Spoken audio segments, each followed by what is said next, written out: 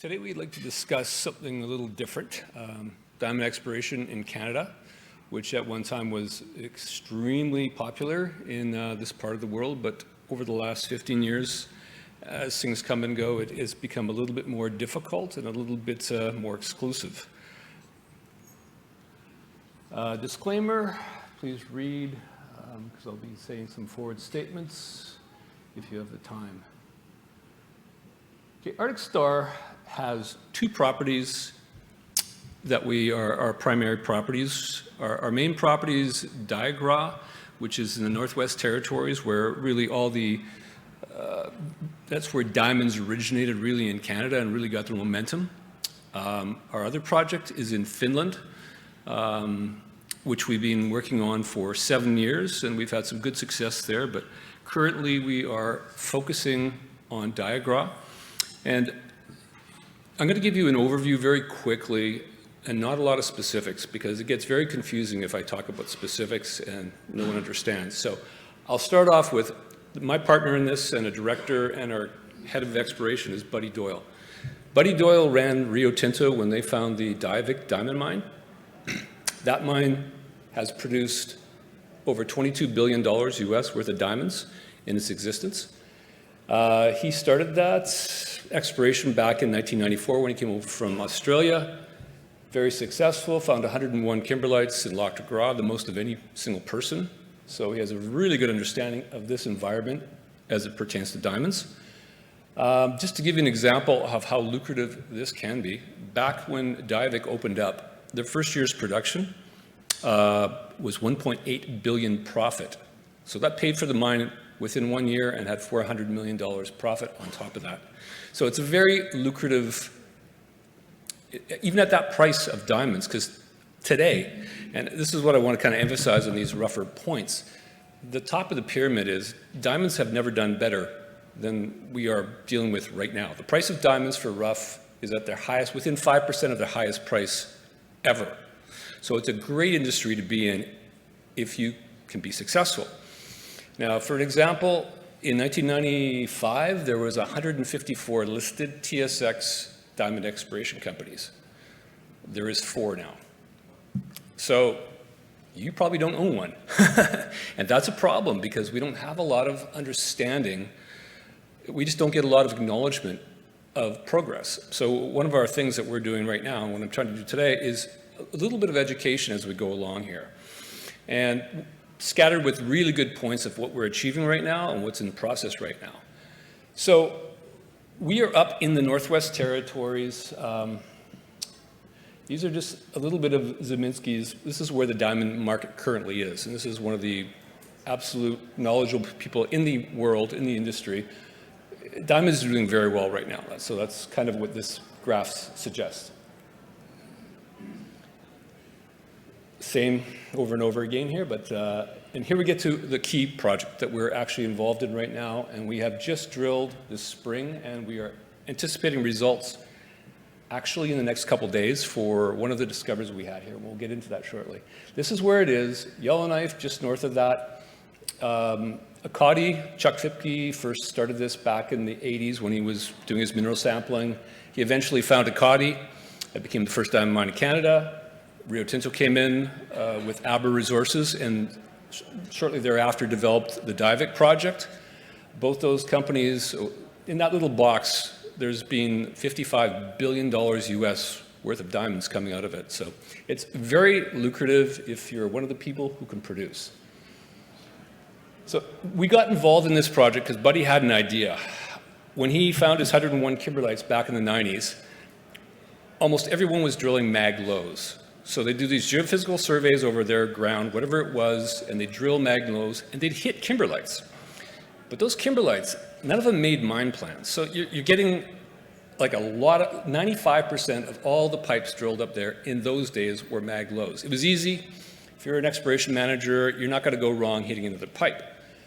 So that didn't pay off for anybody. Buddy, to give you an example of how that really didn't work, Divek is made up of 5 producing pipes.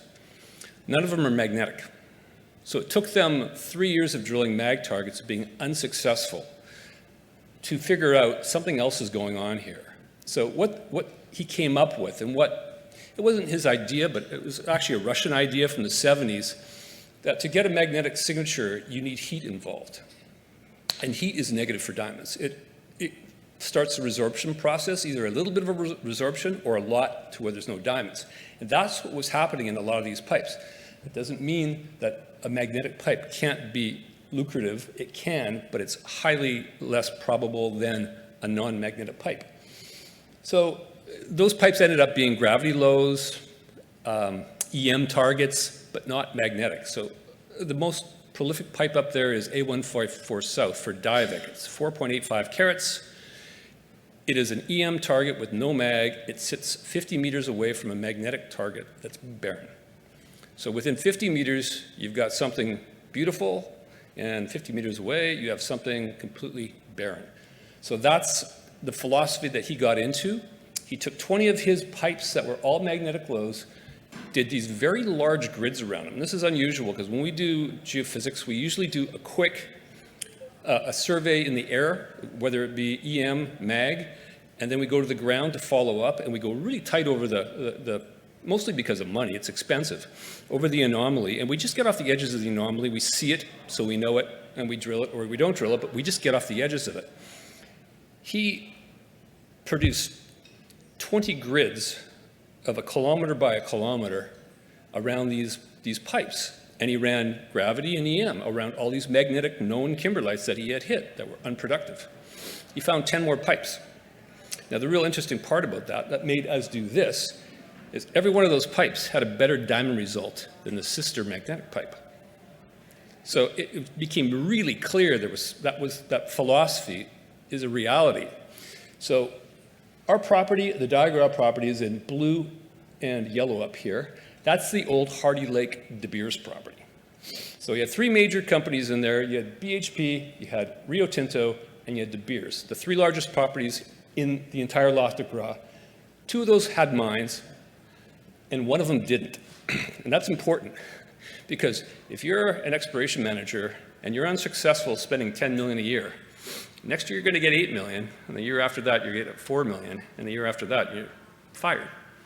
So it's really difficult, and I have to express it, it's really difficult to change a philosophy. If you're hitting mag lows, and they are kimberlites, even if they're not successful, it's hard to say, I'm going to do something completely different, because if I'm wrong, I'm fired. So they hit 25 pipes on that property back in the 94-5 era. Everyone except 1 was a mag low. And Buddy's philosophy was just what he did on his own ground when he was with Rio Tinto. When they dropped that after 27 years, and we picked it up, we did these very large grids around their known mag-low kimberlites. And we drilled, the first year, 5 new kimberlites, right beside their kimberlites. And in that drill program, we had 1 sequoia came out of that. And sequoia is unusual in 2 ways. 1, it's the largest intrusion ever drilled up there. It's 1 kilometer by 250 to 300 meters, which is huge. Keeping in mind, everything's been scraped out by the glaciers, so you're getting only the carat stand. You're losing the champagne glass. It's being taken away. So so you built in got great tonnage. We sample that in our fusion results. We sample 500 kilos worth of kimberlite. We got just about 500 diamonds out of that. Now, that's really good. A diamond a kilo is fabulous results. We got a really good diamond curve that suggests this will project into larger diamond space, and that's why we do these micro diamond analysis. And we got a really favorable looking curve that goes into the bigger spacing of diamonds. So one of the other people we work really closely with is Chuck Fipke, the guy who found this whole thing in the first place with Akati. He's a diamond geochemist, and he's probably the best that lives and breathes on the planet. He's got his lab up in Kelowna, CF Minerals. So we get him to do the chemistry on all our discoveries. We've been using SRC as a diamond fusion lab. We use Chuck that tells us, a lot about the chemistry, and that tells you a lot about what you're going to expect to find and what you could find. He did the chemistry on Sequoia, and he came up with this chemistry resembles a Lucara type chemistry. It's not a G10 chemistry, it's a G911.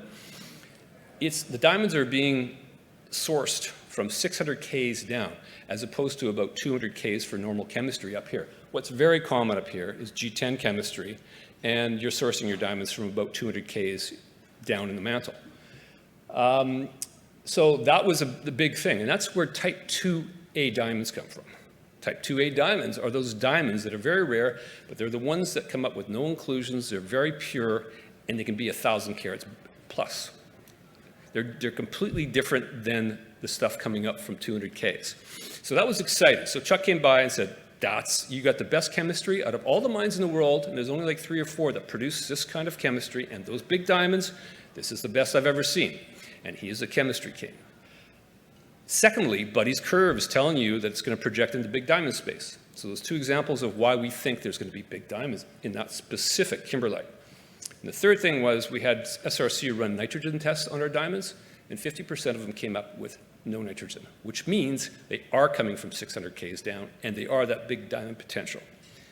The one thing that we haven't talked about a lot, but is really important, and especially coming from Buddy's mouth, because he's done this more than anybody up there, the description of all 490 some odd diamonds coming from Sequoia were clear white.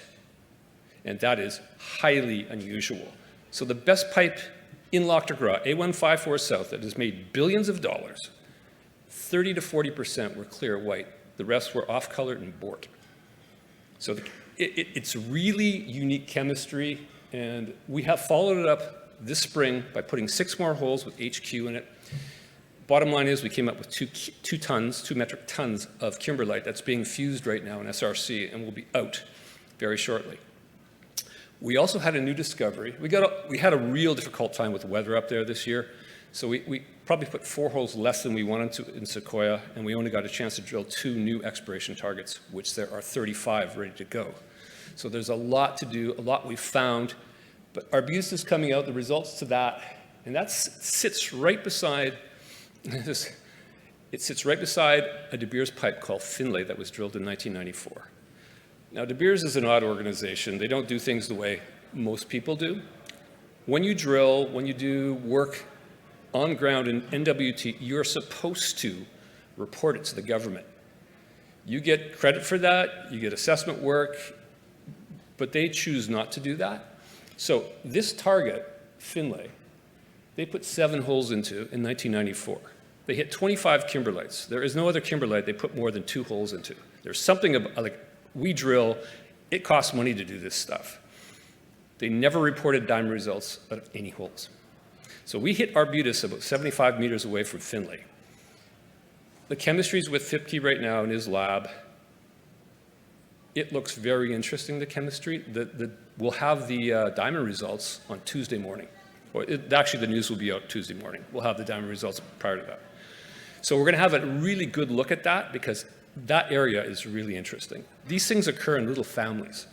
So Divek is a bunch of pipes really close together because it's passing through the right part of the mantle that's really got nice diamonds in it.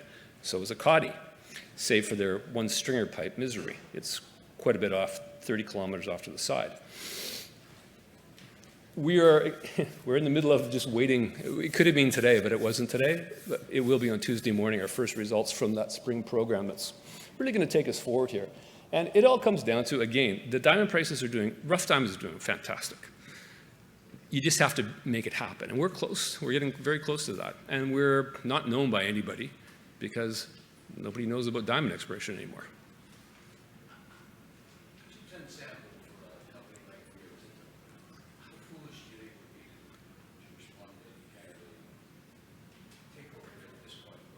Well, yeah, it's a good question. You know, our shareholders who have waited this long don't want to be taken over by Rio Tinto.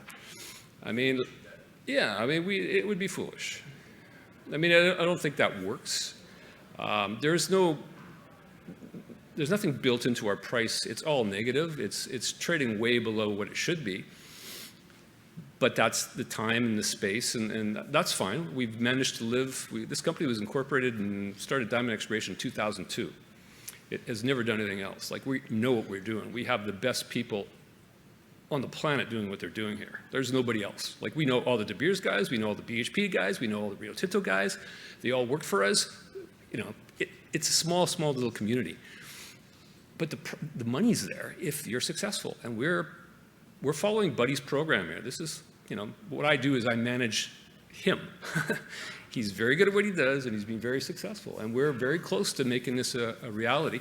We have a joint venture partner, Margaret Lake, who is 18.5% of this program, and we're working together to make it happen. And that 6 holes in Sequoia is going to lead us to understand, if we get the results we anticipate and hope for, a bulk sample next year in Sequoia.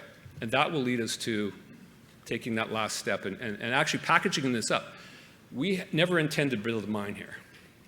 The infrastructure's there from those 2 mines. They're running out of feed. They've been both around for 25 years plus. They need ore. So I am not building a mine.